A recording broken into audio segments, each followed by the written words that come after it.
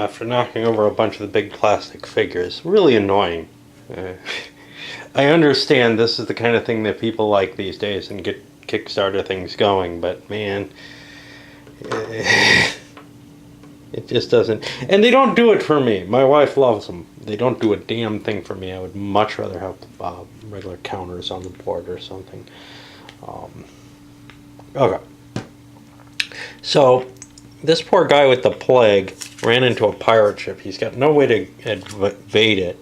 So he's at -1 to his die, and the pirate ship's at +1. There's no demands made or anything. It's just attacking him. He loses the first round. This... shit, I wonder where this was. He gets hauled. It doesn't tell you where it's going to be the haul, so you got to roll. 1, 2, 3, 4. He gets hauled here. Loses some of his cargo. Terrible. And now he's got to fight another round. Okay, this time he ended up beating the pirate ship, so he drives it off. But the effect this is going to have on him is he's going to have to pay $5 to repair that hold. And he still has a problem. Oh, I forgot to move one of these off, I think, last turn. He still has a problem with his plague as well until that gets cured. Anyway, I'm not going to go over turn by turn, action by action events. I'm going to try to report on the turns after they're done. I may not remember much. I'll see what I can do. Things had gotten kind of stayed, and I thought I could go to less reporting on the game. Boy, things take a turn for the different. Well, first of all, this guy went off, sold his food, bought minerals. Good deal there in terms of the prices, repaired the damage to his ship. Then this guy picks up this assassin. Everybody bids. It's an open auction, presumably in turn order or something. Well, everybody thinks Blue's way in the lead.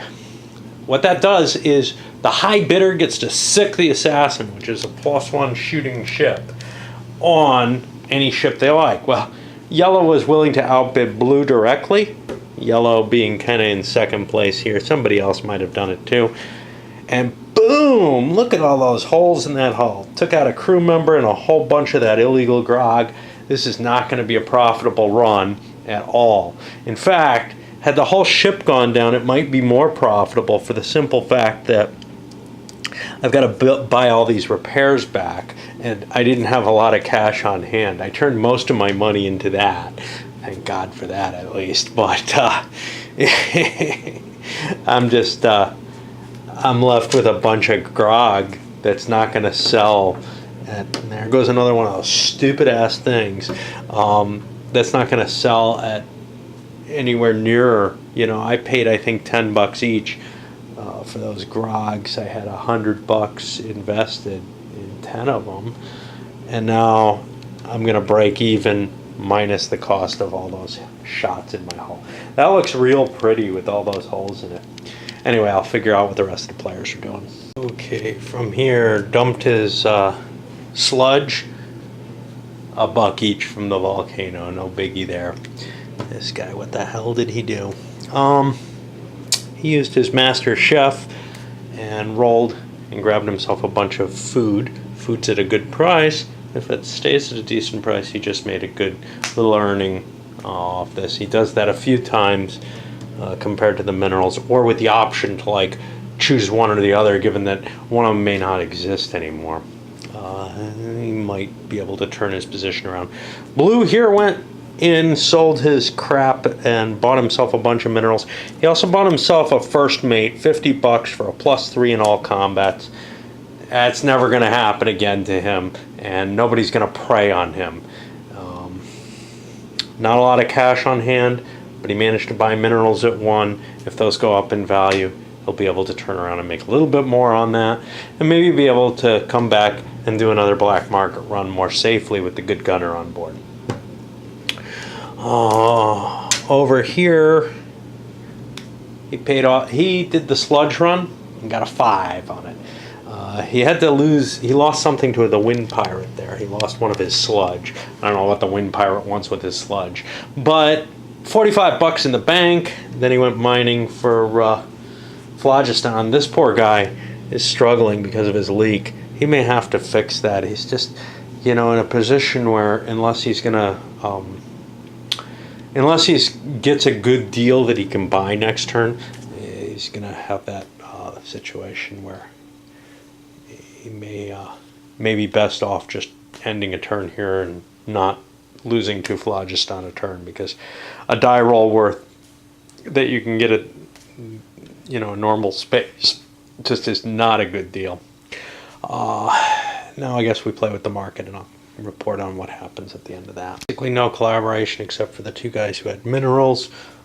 They got the price up to 2 because someone competed with them. Someone competed with them there. This poor guy with food tried to hey, I'll give you my 12 bucks if you punch the food up a couple of places. He said, nah, you're making like 30 off that. Sorry, you have to give me more than that. How about you give me your dude? Maybe we'll trade dude. He's like, nah, screw that, man. I can sell this garbage. It didn't cost me anything to produce. So if I get a good run, that's great. If I don't, hey, that's fine too. I can always grab sludge. We actually had a balance on the two sides. Not sure if anybody's planning on doing anything here.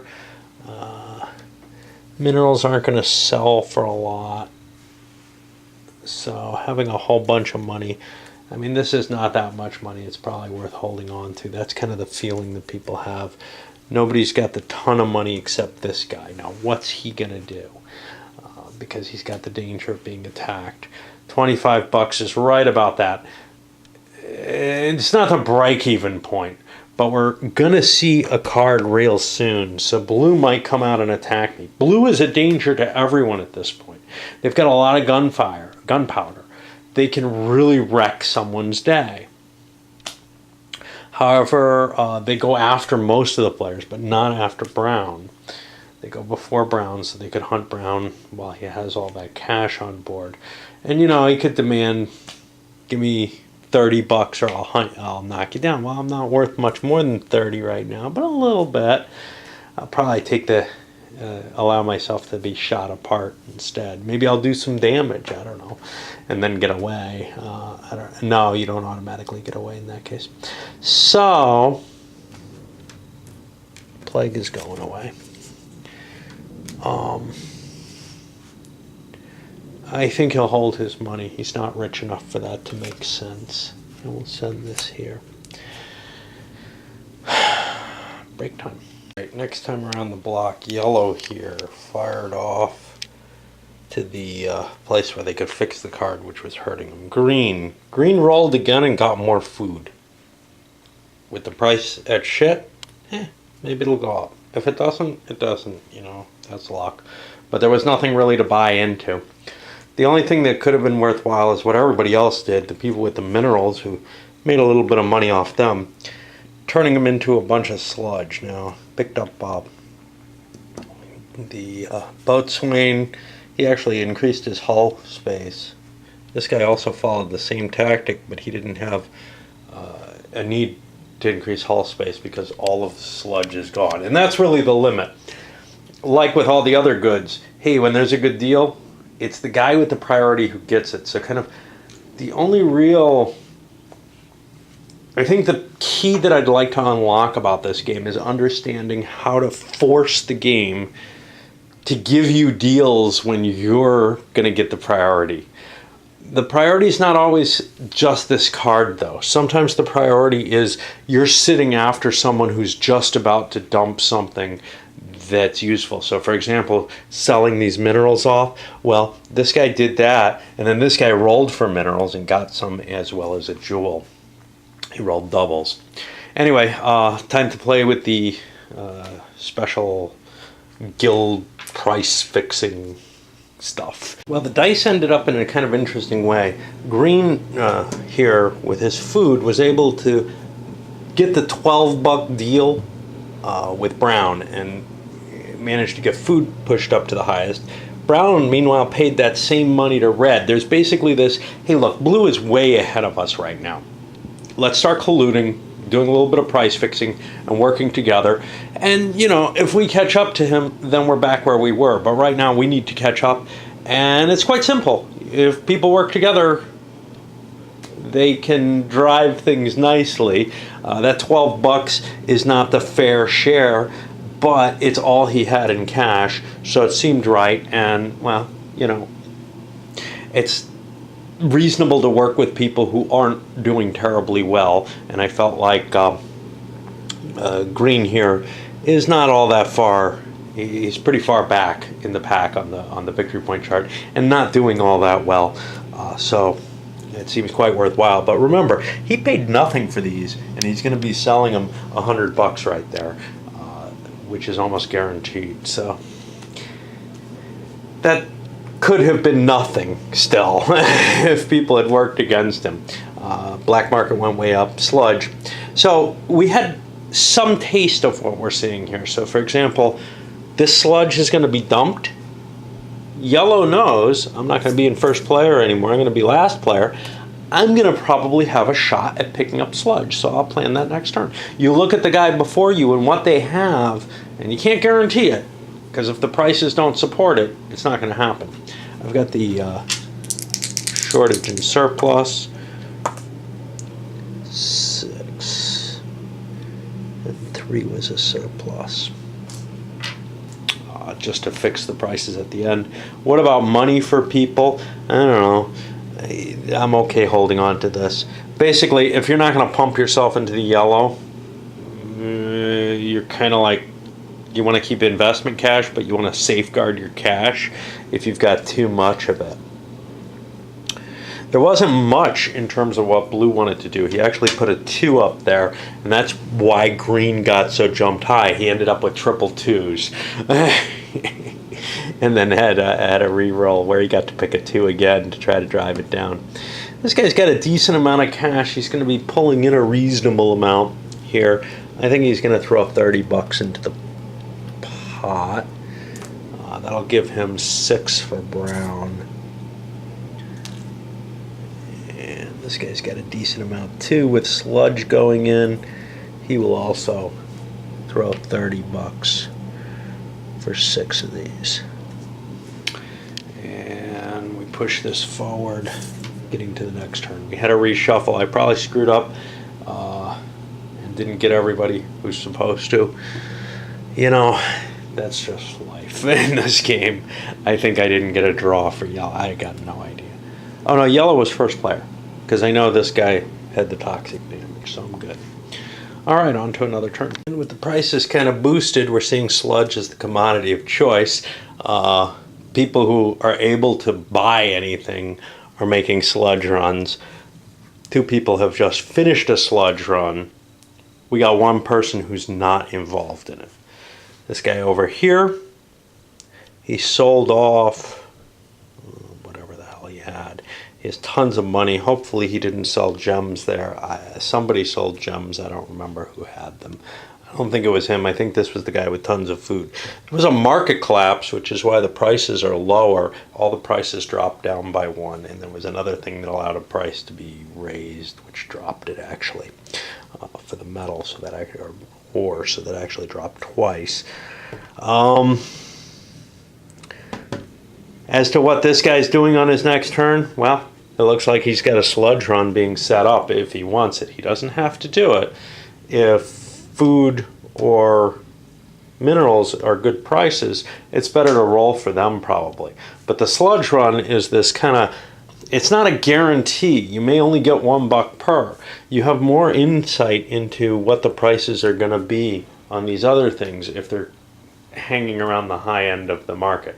But it's not worth buying anything if it's pushed towards the high end of the market. You can't make money that way. In fact, it's pretty risky to buy anything not in the first column. Well, with the end results after the randomizer of a very good buyer's market somehow, not so good on the sludge anymore. But a number of people had finances in a position where they could push where either they wanted to get rid of a lot, or they could push their money into the yellow zones so that they have more control over next turn. We actually saw a good deal of expenditures, a number of people throwing like $70 in for 14 points. I think that's red, brown, and green all did about that. Green only spent 40, or red only spent 45, keeping, some money available. Blue actually held all their cash, figuring, hey, I'm a pretty good fighter. Anybody want to go for me, that's fine. They're going to have to expend heavily to be even up on me. I can keep my cash in hand and try to go for the best, perhaps, of the available markets. The problem, of course, is cornering a market in this game. Because of the mechanisms of the of the price setting, cornering a market doesn't do you any good in terms of your price. Well, you grab them all, it means that no one else is interested in it, so no one's going to help you with the prices unless you can bribe them. And, sure, there's no resources left.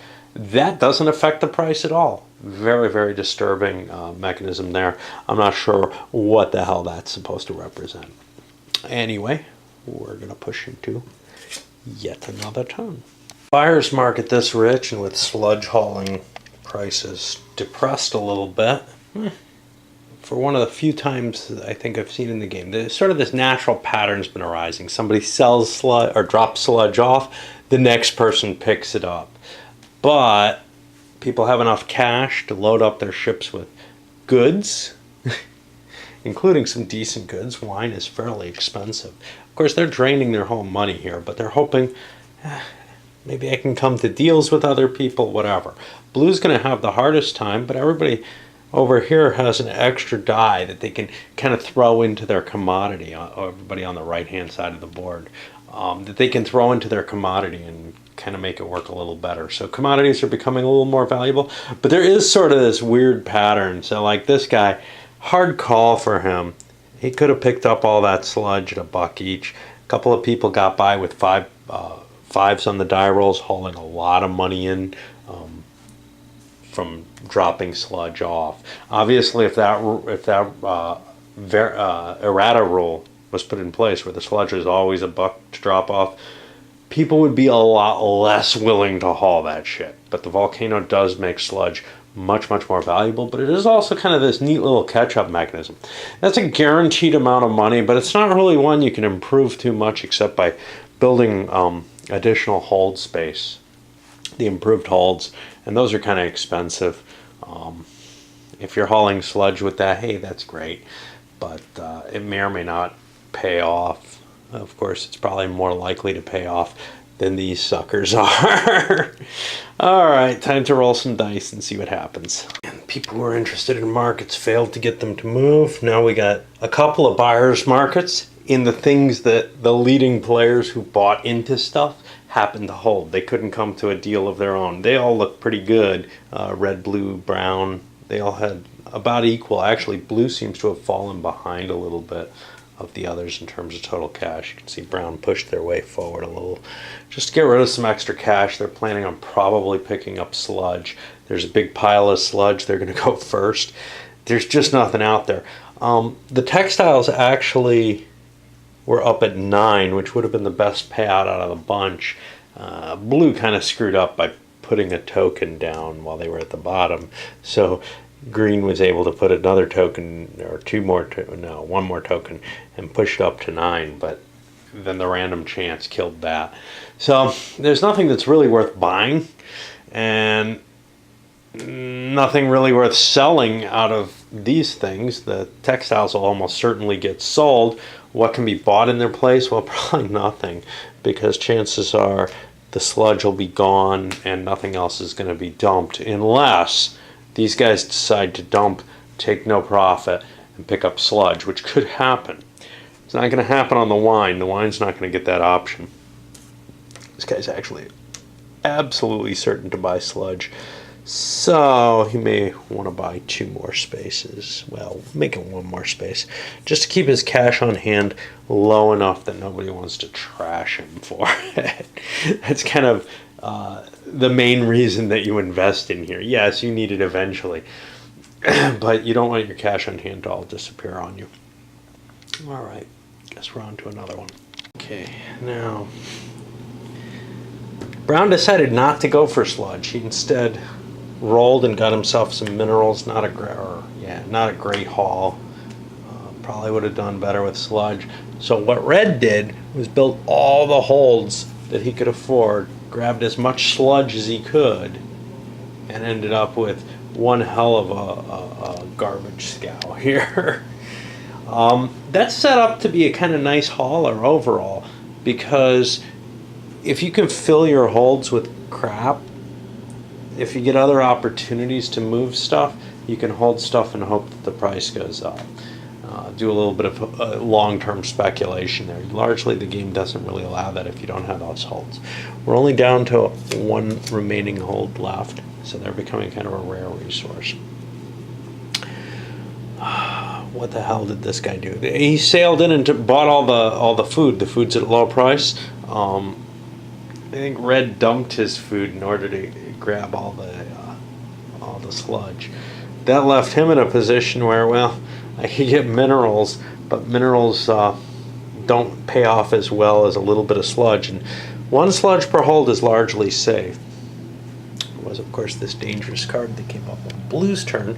If you have sludge, this eats all your sludge. Now, in a way, that's kind of a bonus, because then you don't have to deliver your sludge. You can go do other things, right? Like pick up more sludge. So that's not a terrible card, even if you're a sludge hauler. And get paid again for picking up sludge. For Blue, he did absolutely nothing. He just sat there. There is nothing he wants to do. You know, to tell you the truth, there's something he could do. He could look for minerals. Because if he gets doubles, he would get a jewel, which might be worth more than a pair of wine, and he can throw the wine overboard. But yeah, that's it. Now it's time for price fixing. And finishing off this round, Blue got a little lucky. Because they're the last player and were able to pick their die, pretty much no one could screw with their commodity, which was wine. If anybody did, it was close enough to the edge. If it bounced down, it would bounce up pretty soon. So, well, actually it was at the edge. So it would immediately start rising in either direction somebody placed. So their one pip guaranteed them a one space, and then luck gave them another one on the shortages. He was unable to get any die rolls that helped him, so everybody left him at the basement, which kind of sucks. And likewise, let's see.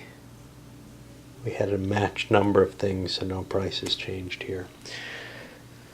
I don't know if anybody wants to blow money on goods. This guy could shoot himself up for $20. He's going to do that. Shoot it up. Yeah. That gets him into the yellow zone, so he gets to play in the big boys game too. Except that wasn't him. That'll be green that did that. Did yellow want to try with a 50?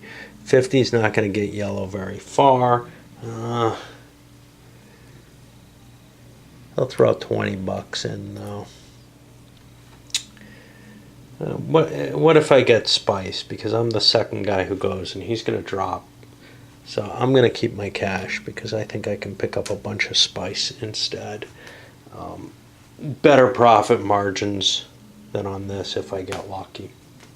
That's basically the extent of it, but it seems worth paying a little cost to swing in here to do that. Alternatively though, maybe my best move is to pick up more sludge, because there's going to be a whole load of sludge dumped next turn. So yeah, screw investing. It doesn't make sense. Let's spend $30 instead of 20. That gets me 6 and puts me up here.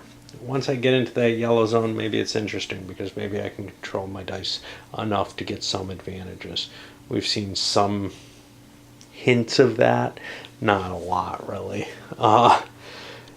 Certainly not while I'm getting first player, but once I get into the last player, it would be nice to be up in here, because that's when you really kind of control things. If I have a commodity on hand, I won't though. I'll have sludge. Oh well, or nothing. Okay, so red dumps their holds of into the volcano. Gets a big 5. That's only $50 or so. I don't remember how much. 75 or something like that. I mean, they got a pile of money, but even with the big roll, it's not that huge an amount. And actually, blue did better by running. What were they selling? The wine. I don't think it was all the way up there. It may have been at 16. Somebody got.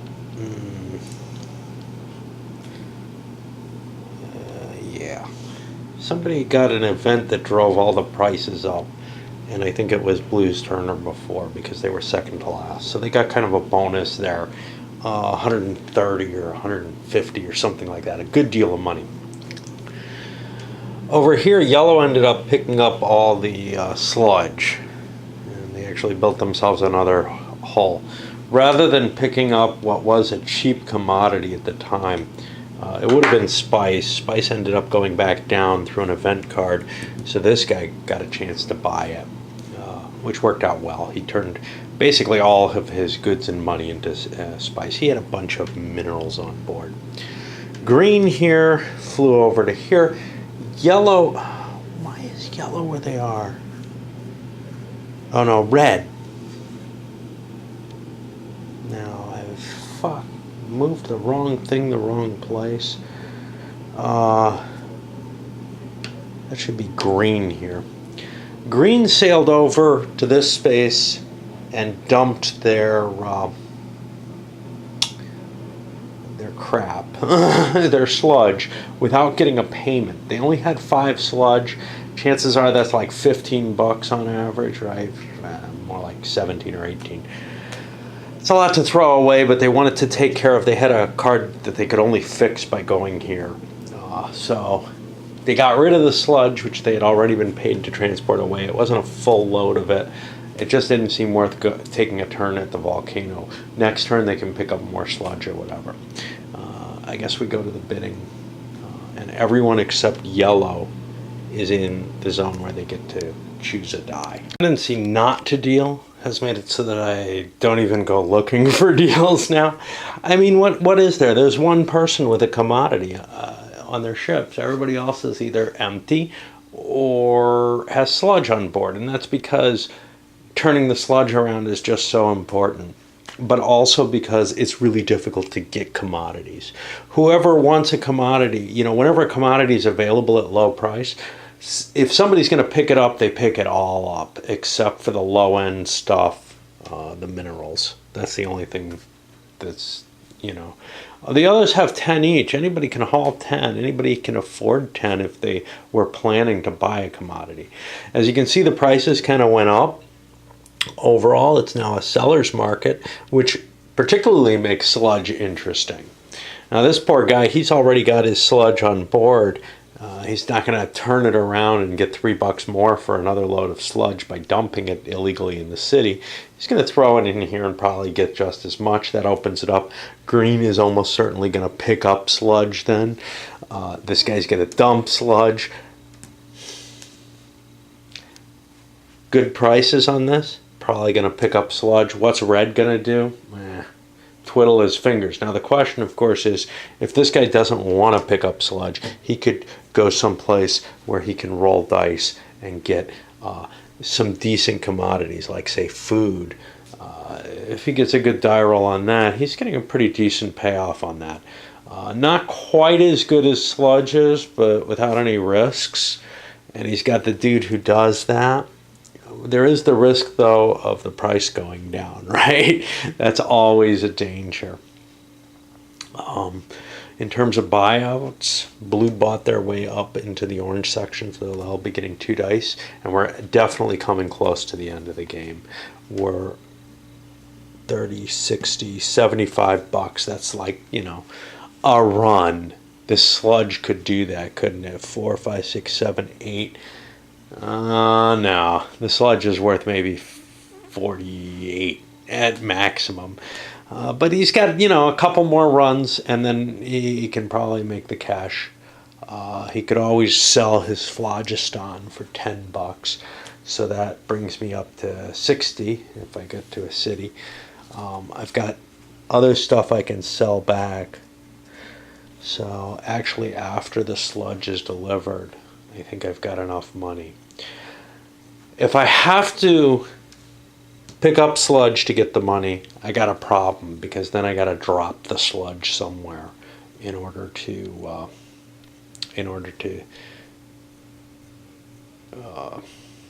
win, because you can't declare. Well, you can win with sludge on board, but you can't be the guy who triggers the win if you've got sludge on board. All right, so we're definitely coming to the end of the game. I think it's going to be a turn or two more, and that's it. Randomness factor. Yellow dumped sludge, got almost nothing for it. Green decided to go the other route, and they got kind of a crappy food pull, but they did get a gem, which kind of makes up for that. That's as good as what they'd have gotten maybe for the whole sludge pile, just with the combination. No risk at all. And they've got stuff that they can sell without moving, which is sweet. They didn't do trading, so that's not going to help them. They can't regain phlogiston or whatever it is. Blue over here, I think they dumped sludge. And they got a good roll, like a 5, but they're not, like I said, ready to win quite yet. Over here, a big sludge pull-in, lots of cash for that. I think it may be enough to push them into the orange. They've got over 100, 10, 20, 30, 40, 50, 60, 80, 90, 100, 10, 20. I think they've got just enough to push them into the orange, basically. We'll see. And then red here also pulled in sludge, got a pile of money, maybe enough to push them in as well. So that'll give them a little bit more control over the markets. So everybody's kind of going to be in this race, but blue's in the lead right now with their pile. Now the question is, did anyone want to challenge blue by putting a gunner on board, and maybe the quartermaster who can avoid taking damage? Not a gunner, the first mate. Red got rid of their holds, traded them in for some extra cash, just to put them closer to the victory situation. So there's kind of a race here. Lucky rolls on the sludge might do it. We'll see. But we got to play with the price fixing. In a situation where it was hard to get collusion, maybe green could have played a bunch of money to convince some people not to do what they were doing, but basically, as the only guy with commodities on board who kind of fell into a lot of good stuff, people shot their prices down, and there just really wasn't much you could do about it. You can see the sludge delivery has gone down as well, and this is still not anywhere where it's valuable. So basically, there's very little opportunity for anything but sludge right now. People can look for minerals. This guy actually boosted minerals as his big goal. He figures he's going to want to do that. So we move this forward. Over here for the purchases, blue's getting damn close. $45. Unlikely. I can't think of a way I'm going to make that kind of money right off the bat. If I pick up sludge, it's, I'm not allowed to end the game that way. Same situation for brown. They're going to be unloading a bunch of sludge. Could they possibly get 1, 2, 3, 4, 5, $75 off sludge? No. 1, 2, 3, 4, 5, 6, 7, 8, 9, 10. They could get 60. They'll be a little short, even if they got their best die roll. Same probably for red here, who's even further behind. I didn't have the money to push myself into the orange like brown did. Well, I don't think it's going to be over that quickly, although it's not guaranteed that it's not. Blue is our interesting question here. He won the grog challenge. Everybody dices off. He got 25 bucks from that. Well, 5 of it was his, so he made a 20-buck profit off that. So he's at 40 plus these minerals, which if they sell at 4 are worth say 24 more, so 25 more. So he's got 65 points. That's actually enough to get him here, but he can't sell them yet. The 40 is not quite enough to get him into space. He's just short. So we'll see what that does. Other players, well, brown and red dumped sludge. This was interesting. Neither green nor blue could pick up sludge because it was all in other people's hands. So they ended up, green and both actually ended up rolling for resources. Green ended up with another double twos and filled out the rest of their hold. They just looked at it and said, you know, the prices were better before. Maybe they'll go back up. I can't win unless I get a killing. And if I build up more and then get a sale, that's great. I just didn't see I didn't see any real opportunities if I sold right now. There was nothing I could buy. I couldn't pick up sludge. And then, well, one guy picked up all the sludge that he could. He could have actually filled out his hold more, but the game doesn't look like it's going to be that long, so he doesn't want to invest in these. It's kind of like the same kind of situation that shows up in Merchant of Venice up here, where as the game comes to a close, people who are looking to buy start selling off the crap that they have that's making them money. This guy pretty much has the game over, though, if he can make a sale next turn. And he's going to have the first player marker. Price fixing. A lot of people threw on the positive side, mainly to push the sludge prices up. The people most interested, red and brown, they played heavily on the positive side.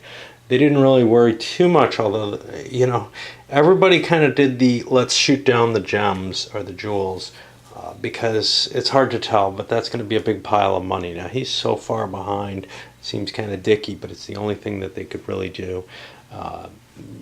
Everyone who could aimed at the blue minerals, but whatever they do with them, it's such a tiny amount of money that it's really not worth it. Those are valuable at the beginning of the game, but man, going for free minerals late in the game doesn't make a lot of sense at all. Even the free food is kind of iffy. The only thing is you get these more likely to get the jewels result off that. So we're on what probably will be the last turn of the game. Blue here is sitting on, I believe, enough money to not quite put them over. They're $5 short in cash, but if they do a sale of their equipment, no matter what, they pretty much hit it. They go first. There's not much people can do except go shoot them. And we may well see, so here's the question. This is always the thing. You know, do you want to go attack someone to try to prevent the win if you can't get it yourself? And a game like this, it's really hard to kind of justify anything but that, you know. But, you know, it's like, even in an abstract game like cards, like a game of hearts or something, do you really want to come in, you know, say last by taking some shot at knocking someone out when you might be able to come in second otherwise? You might take a big swing in points or whatever by making that attack. And that's the kind of thing that, you know, each player has to kind of decide on their own, I think. What worth there is to trying to stop someone from winning, how important that is to them. In this game, it feels so ungrounded in any kind of reality, especially because of the way the market kind of fluctuates around in a senseless sort of fashion. It just feels like this, you know, worm with epilepsy or something. So blue took the risky move. The first move, they got an event that didn't affect them. of basically selling everything. They sold their minerals and then said, well, I may not come in first if I don't sell all my goods. So they actually maybe made a mistake here by selling their first mate. That was 25 bucks. They sold all their phlogiston and stuff like that. That's fine. The first mate's the iffy one. Maybe I should keep that, because otherwise I'm afraid someone's going to attack me. So I'll put him near the gun here. So I have to spend 30 bucks to make it up to the 50 space. That's going to leave me with some 37 bucks or so left. The first mate would have made, it almost assured, except that somebody could shoot me and take half my money away, essentially. Although they probably couldn't meet the top rank at that point. Now, people don't have to worry. They can meet the...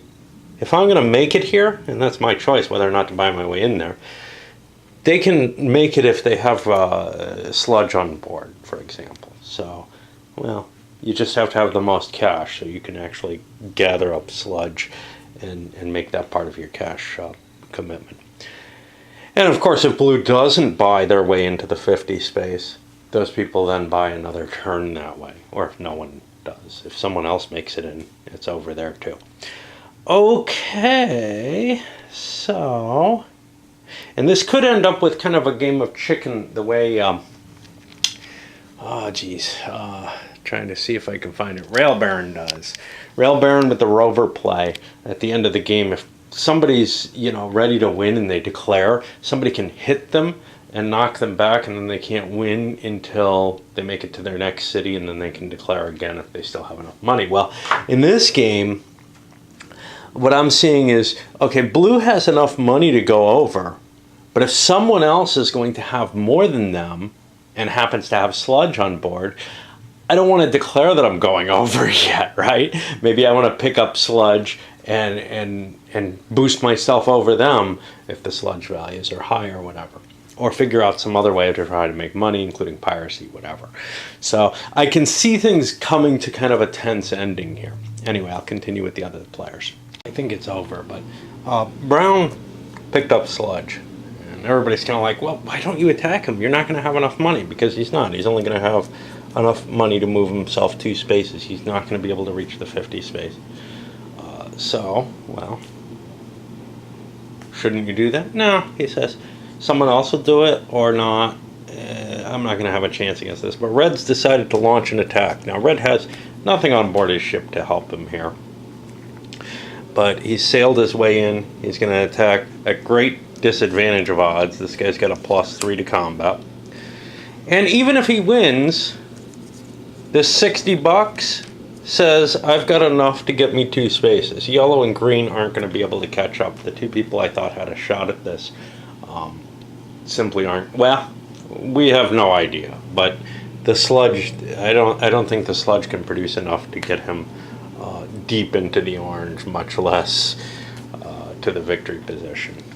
We're at a nearly ridiculous state here with Red attacking Blue, and you can see all the holes in his hull. Fighting a +3. He hasn't gotten a hit yet even, and none of that matters much. We'll keep rolling it out. There's an incredible chance that, yes, he could. Ends up a tie. Both ships take a hull hit. Blue is going to take it in 3. Red is going to take it in 6. Red's going to stop here. He feels like if he loses his ship, he loses half his cash. Okay, that's not a whole hell of a lot, but it is actually, people, if everybody had no money and threw themselves up against him, and it's kind of weird with the charity here, but they could get their ships destroyed and force him to keep paying $5 or $10 or whatever the charity value is. I think it's $5 a person. Obviously, that's one reason why hey, if you have a wanted marker, you don't get that charity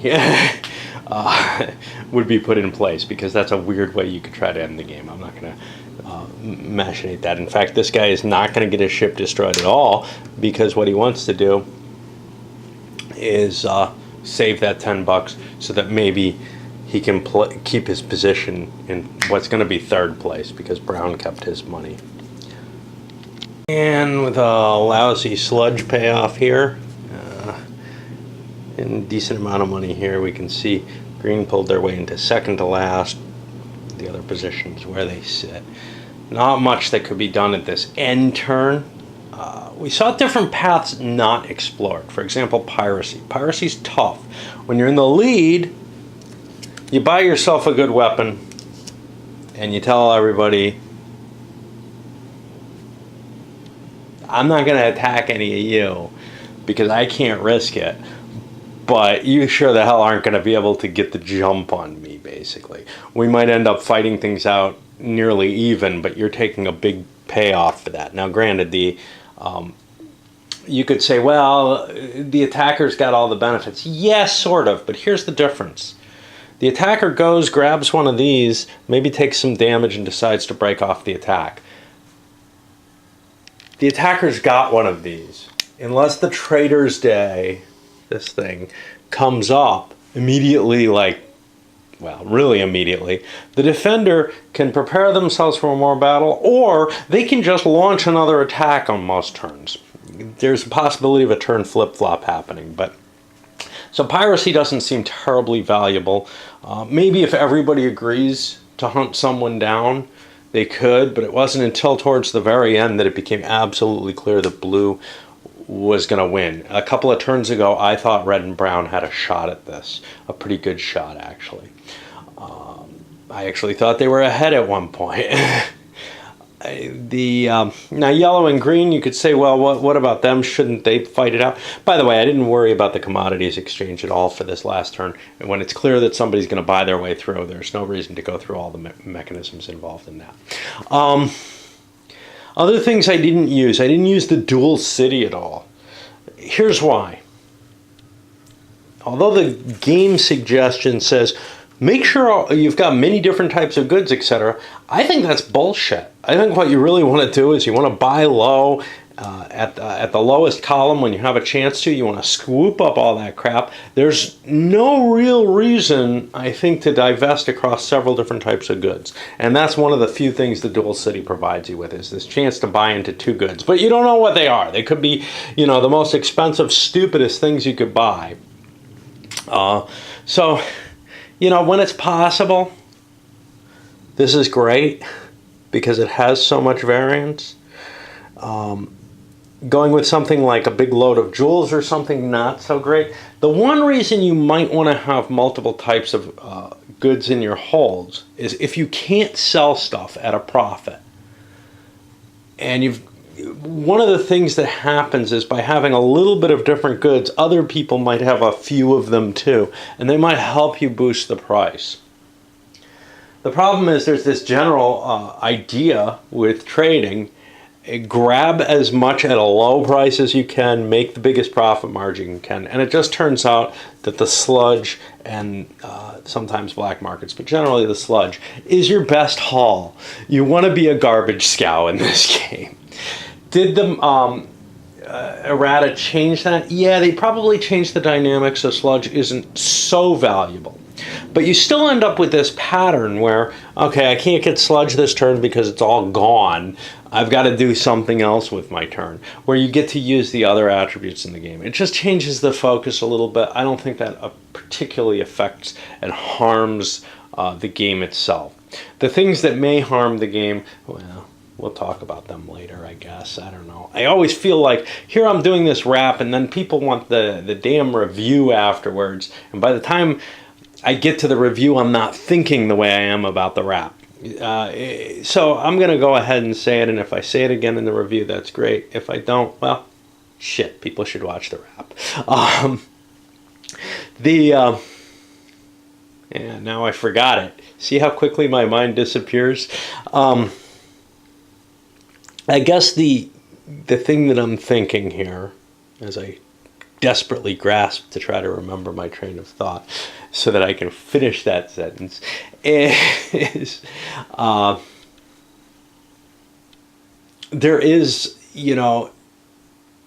an opportunity for making money off the... Oh, no. The things that people hate, yeah. The things that the Eurogamers are going to hate. They're going to hate the amount of luck in the game. You roll these dice, you have to negotiate directly. Okay, it's not so terrible, but then they got rid of the random movement on these outside of the negotiation because there's enough randomness already. I kind of like that. I don't see that as a problem.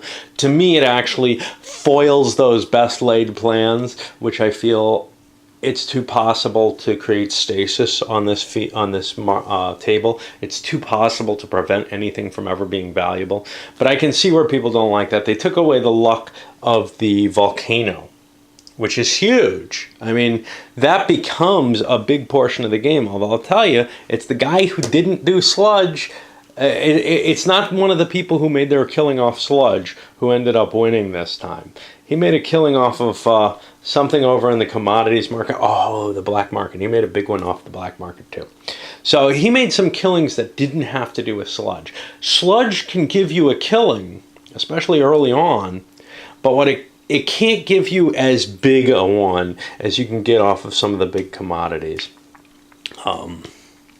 But at least in the 5-player game, you got to get pretty lucky with the big commodities. I would say probably this is best in 3. The 2-player, not having played it that way, the 2-player game had a real problem in that you end up rolling each 3 dice that automatically get assigned to the negative column.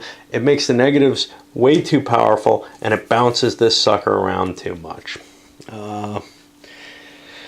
Some of the other price differences, yes, this guy's very, very valuable.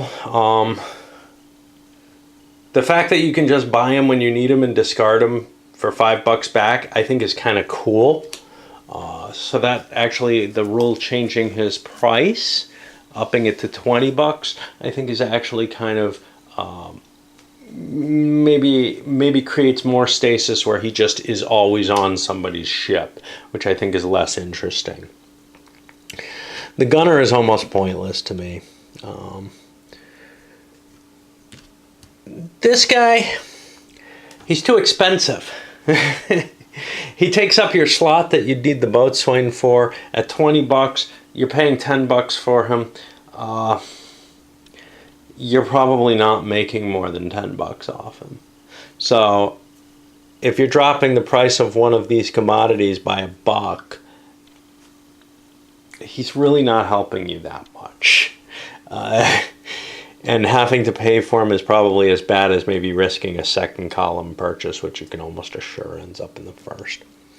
This guy's kind of cool because he allows you the opportunity to pick up a different free material than just the minerals that everyone else can deal in. Of course, the nice thing about that is that if those free materials are at a high value, nobody else is going to be buying them. This guy seems like a halfway to this, you know, I mean, why bother? If you got enough money to put combat in. One of the things that the variance, the errata does, is says, you can use as many of these dudes as you like.